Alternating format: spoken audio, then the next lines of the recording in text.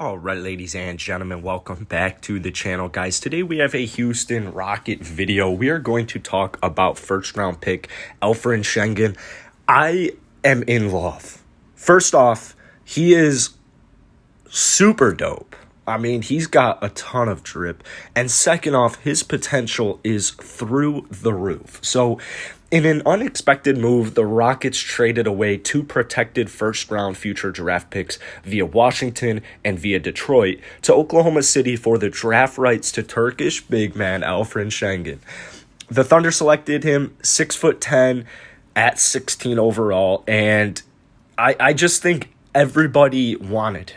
It seems like everyone who did their proper scouting wanted Sengun, like, really badly. I mean, you go on any highlight video of him and the comments are just filled with, like, oh my god, why didn't we trade up? Or, like, why didn't we draft him? Like, what were we thinking? You finally have a high explosive center and you don't even draft him. Like, the Rockets are geniuses. He's a low post scorer with the touch to have a lethal three-point threat. Incredible passer. He gets compared to Nikola Jokic a lot. And Raphael Stone said that he has a higher ceiling than most guys. We were very focused on him. We did not think he had a chance to get us at 23. Makes a ton of sense. The way you got to look at this Rockets trade is essentially they got this guy with two future first rounders. The first being a lottery protected from Detroit and the second one being a lottery protected Washington. Both are very likely to turn into second rounders. So it was just such a great pick for virtually nothing because the Thunder right now, they're just trying to get as many. It seems like they're literally just trying to get as many first-round draft picks as humanly possible. Now, this guy was the Turkish League MVP, put up basically 19, 9, and 3 with some defensive statistics. He was a good shooter. He did everything, and he was only 18 years old at the time. He just turned 19 in July, and I think this guy is going to be incredible. Now, hopefully he gets some run on the Houston Rockets roster. That's probably my biggest worry. He's a little bit more of a project. You know, he's going to be a little bit more of a project. He's got to get a little bit bigger. He's got to adjust to the NBA speed.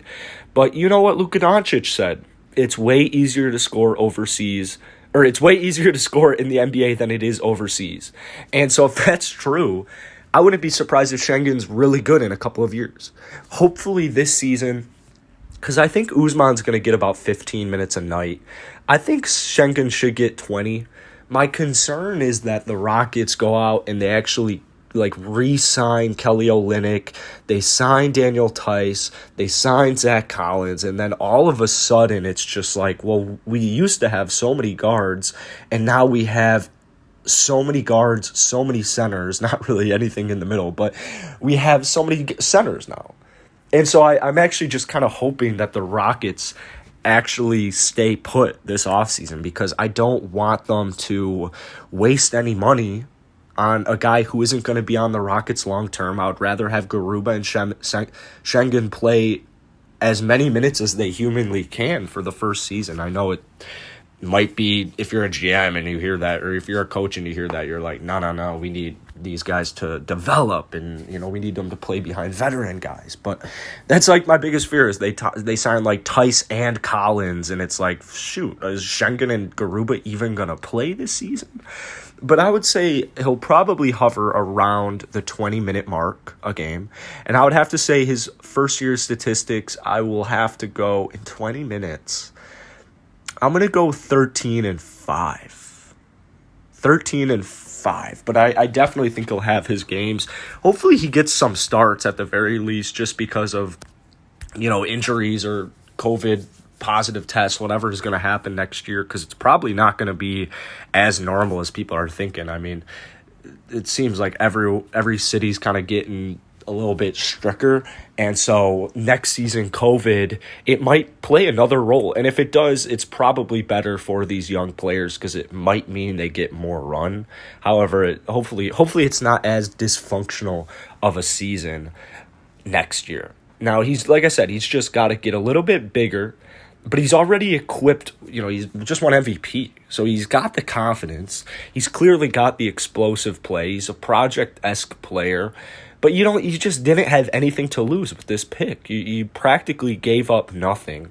And either way, a couple of years from now, you're either going to look back and laugh at this, or you're going to go back and say, this was the best move we could have made.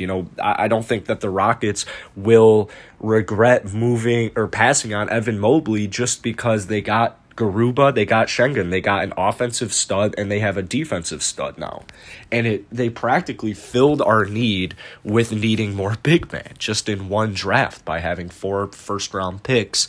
I think Raphael Stone I think he did a phenomenal job. And Sengun is honestly one of my favorite prospects in this entire draft. I think he is perfect for this Rockets team. Also, the Rockets just made a signing. They just signed Hurt out of Duke, who led the ACC in scoring. So we'll see. We'll monitor that situation, but at least he's a young player. I'm really glad that so many of these Rocket young players, or so many of these Rocket guys right now, are young players. I'm just very relieved that Raphael Stone knows exactly what he is doing and that we can have full trust and faith in him. So that's it for today, guys. If you enjoyed it, hit that like button, hit that sub button. Actually, you know what? Let's talk about this Rocket squad for a little bit longer, because I get a lot of comments just on my opinions on this big man situation. So honestly, guys, the way Stone drafted, I fully expect him to not retain Kelly Olynyk.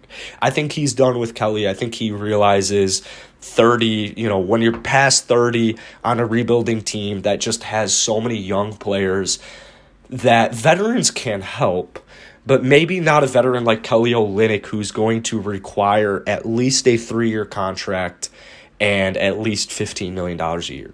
And maybe if it wasn't a 3-year contract, it would make sense. And maybe if it wasn't $15 million a year, it would make sense. But since it's going to be both of those two things, we're looking at like a $45 million contract for the next 3 years, or even maybe 40 to 50. It's going to be somewhere in that range. And to me, especially, even if we didn't draft the way we had drafted, I still would be a firm advocate for rebuilding the big men through free agency rather than signing dudes on the wrong side of 30, wrong side of their career who, yeah, they can help, but do we really need the help right now? Not really. This Rockets team might be good enough on its own to make the playoffs. They don't need a Kelly Olynyk who just defensively it's not like he has no idea what he's doing, but he just isn't the best defensively. So anyways, guys, that's going to be it for today. If you enjoyed it, hit that like button, hit that sub button, post Rockets content every single day. And we got Summer League starting free agency tomorrow, so stay tuned.